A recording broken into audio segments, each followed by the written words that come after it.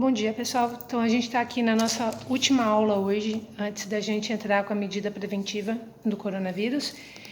A gente está fechando hoje, então, a primeira parte, que era a estratégia unicelular. Lembrando, então, que a gente precisava preencher essa tabelinha e os que faltaram, os organismos que faltaram, por favor, completem ela procurando por vídeos no YouTube e me mandem essa tabela pelo Black, pode ser um só, pode tirar uma foto dela e mandar com o nome do time, tá? De vocês. Um de vocês completam e me mandam ela. Hoje a gente ficou então de fechar com os parasitas, a gente viu com o pessoal que está aqui, e vamos corrigir então a tabela final que vocês devem fazer. Então vocês olham para conferir se está tudo certo. Então a primeira pergunta diz o seguinte: podemos dizer que os protistas com a sua arquitetura corporal é um grupo de sucesso? Por quê? E daí, meninos? A gente está aqui com os poucos corajosos. Protista é um grupo de sucesso? Sim. Sim? Por quê? Porque eles ainda estão vivos. Perfeito, exatamente, porque eles estão vivos, né? Então a gente vê se um grupo é de sucesso ou não, se ele está sobrevivendo. Ele optou pela estratégia unicelular. Ele tem uma série de limitações, tem uma série de restrições, mas ele está aqui nesse planeta há mais tempo que a gente. E está vivendo, está super bem, dentro daquilo que a estratégia unicelular permite para ele. Mas é um grupo de sucesso, sem dúvida nenhuma. São 80 mil espécies, né? Então, que estão em todos os ambientes. Alguns são parasitas, outros fazem parte da alimentação de outros organismos, enfim, não há dúvida que não sejam. Segunda, quais são essas limitações, então, que a estratégia unicelular trouxe para a evolução dos protistas? Em relação ao tamanho? Tamanho. O tamanho exatamente. Porque um unicelular não pode ser grande, né?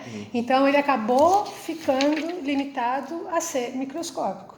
Isso é bom? É bom por vários aspectos, mas também limita ele numa série de outras questões, principalmente relacionadas com a competitividade, né? Então, aqueles que são maiores acabam tendo vantagens competitivas no ambiente e acabam se beneficiando disso, né?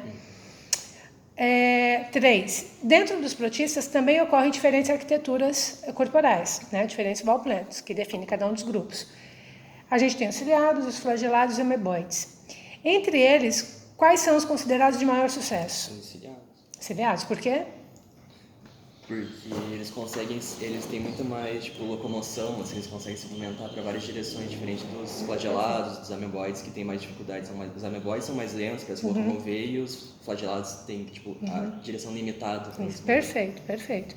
Então, a locomoção é muito importante para os organismos, né? Porque ele foge mais fácil das condições ruins e vai em busca de condições melhores. Então, e ele se locomove, os cílios curtinhos faz com que ele tenha movimentos muito precisos, consiga se deslocar muito rápido, né? Então, tudo isso trouxe entre os protistas, ele pode ser considerado o maior grupo de sucesso, porque quando a gente pega água, o que a gente encontra ali? A gente viu ameboide? Não. A gente viu flagelado? Não. A gente viu quem? Ciliados.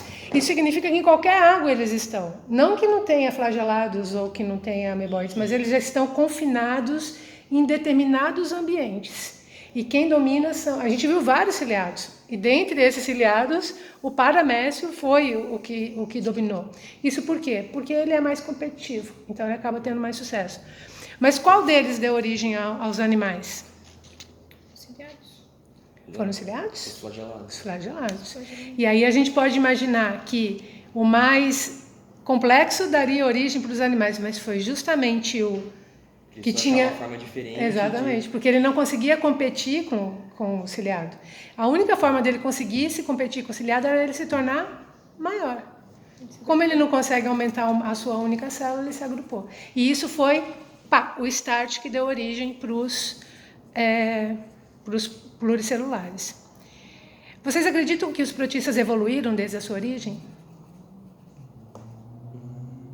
Bem, eu acredito que eles tenham se modificado, assim, não são como eles eram inicialmente, assim, tal. Vocês? Eu acredito que eles tenham evoluído, mas eu não sei dizer de onde que é. Dentro da escala evolutiva deles. Se adaptar ao ambiente, né? O ambiente mudou eles se adaptaram ao ambiente. Porque ainda tá bom pra eles desse jeito, tá benéfico. Perfeito, essa que é a resposta. Eles mudaram, lógico, porque o ambiente não é igual ao ambiente de 600 milhões de anos atrás. Não é. Cada vez que o ambiente muda, eles mudam também. Mas quando eu comparo, por exemplo, um protozoário e um ser humano, a gente mudou muito mais que ele, né? Lógico, a gente é mais novinho que ele aqui, mas vamos pensar no nosso grupo, nos vertebrados ou nos cordatas. A gente mudou mais que eles, né? As mudanças foram maiores, né? Mas eles também mudaram e eles ficaram muito mais parecidos com o ancestral do que a gente. A gente ficou mais diferente do ancestral. No mesmo ambiente do protista, a gente viu que tem vários animais, né? São animais multicelulares que são microscópicos. Como que você consegue relacionar essa estratégia de sobrevivência desses animais? Porque esses animais, eles alcançaram a pluricelularidade, eles aumentaram de tamanho e depois eles reduziram. Vamos pegar um exemplo aqui bem drástico, crustácea. A gente tem crustáceos hoje na natureza, alguns caranguejos, que chegam a 3 metros. 3 metros é quase o tamanho dessa sala. E a gente tinha um parente muito próximo dele que estava ali naquela água, que era milimétrico, né? Então, ele voltou para esse tamanho microscópico, né? Como que vocês relacionam a estratégia de vida? Por que ele voltou?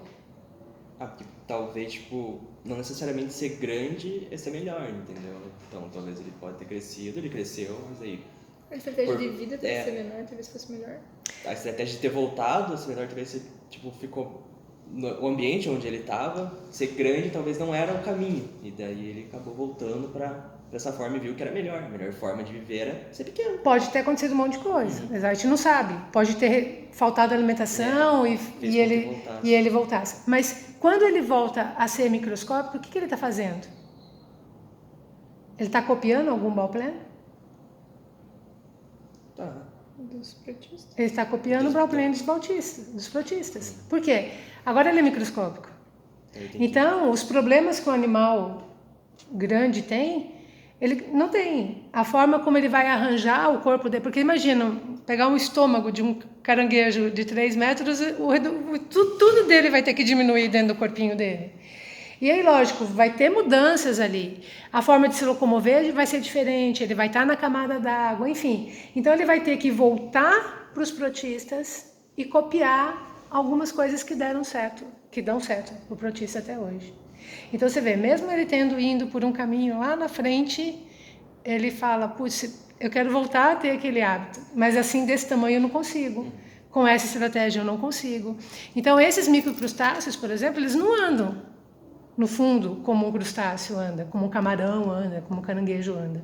Porque agora eles são microscópicos, ele tem que estar na camada d'água. Então, aquelas perninhas agora vão servir para nadar, aquelas antenas agora vão servir para nadar. Ele não consegue guardar ovos dentro do corpo dele, não tem esse espaço, ele tem que criar uma estratégia de carregar os ovos, enfim, ele vai ter que se adaptar a uma vida microscópica. Então, a gente olha e fala, nossa, que parecido com o protista. Sim, né? São parecidos, eles estão voltando ali para aquela condição pequenininha, né? Então, ele copia um Bauplano que a gente já sabe que dá certo. Se a gente fosse voltar, o ideal é voltar de quem se dá bem naquela situação. Beleza? Essa primeira parte? Beleza. Tá, vamos fechar então.